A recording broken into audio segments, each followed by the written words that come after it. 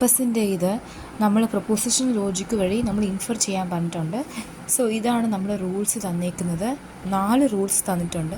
ഈ നമ്മൾ കണ്ടുപിടിക്കേണ്ടത് ഈ ഇതിൽ വമ്പസ് ഉണ്ടോ എന്നാണ് കണ്ടുപിടിക്കേണ്ടത്. ഓക്കെ, അപ്പം നമുക്ക് ആദ്യത്തെ റൂൾ വെച്ച് തുടങ്ങാം. W13 വമ്പസ് ഉണ്ടോ എന്ന് കണ്ടുപിടിക്കണം. അപ്പം ആദ്യത്തെ റൂൾ വെച്ച് തുടങ്ങാം. S11 ഗീവ്സ് ഒരു മിനിറ്റ് എഴുതാം.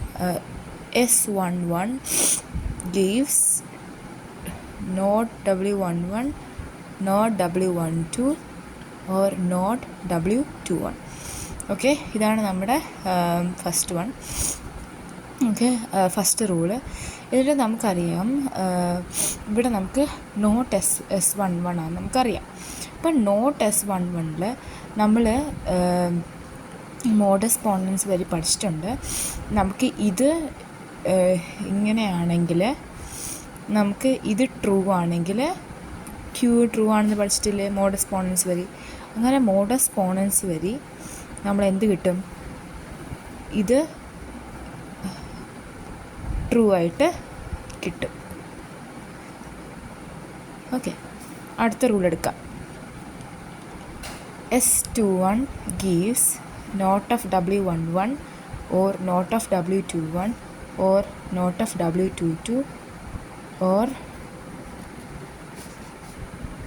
31, not of W31. ഓക്കെ, അപ്പം മോഡസ് പോണൻസ് വരി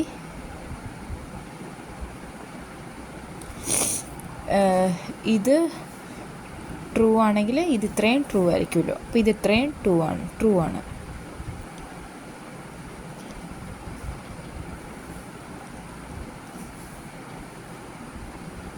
ഓക്കെ, ഇനി അടുത്തൊരു റൂളെന്ന് വെച്ചാൽ ഇവിടെ നോക്കിയാൽ ഇതെല്ലാം ആൻഡ് വെച്ചിട്ടാണ് ചെയ്തേക്കുന്നത്.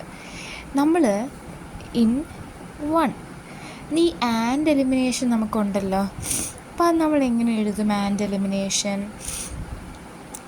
എലിമിനേഷൻ നമ്മൾ ഇത്, അതായത് ഇത് ട്രൂ ആണെങ്കിൽ ഇത് ട്രൂ ആയിരിക്കും, ഇത് ട്രൂ ആയിരിക്കും. സോ W11 ട്രൂ ആയിരിക്കും, W12 ട്രൂ ആയിരിക്കും, W21 ട്രൂ ആയിരിക്കും. 3, 4, 5.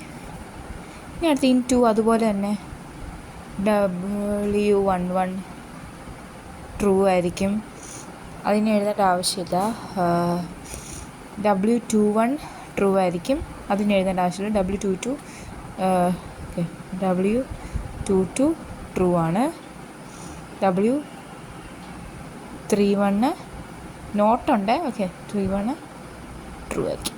ഓക്കെ, അപ്പോൾ ഇത്രയും കാര്യം നമുക്ക് കിട്ടിക്കഴിഞ്ഞു. ഇനി നമുക്ക് ചെയ്യേണ്ട കാര്യം എന്ന് വെച്ചാൽ ഇത്രയും കാര്യങ്ങൾ നമുക്ക് ട്രൂ ആണെന്ന് കിട്ടിക്കഴിഞ്ഞു.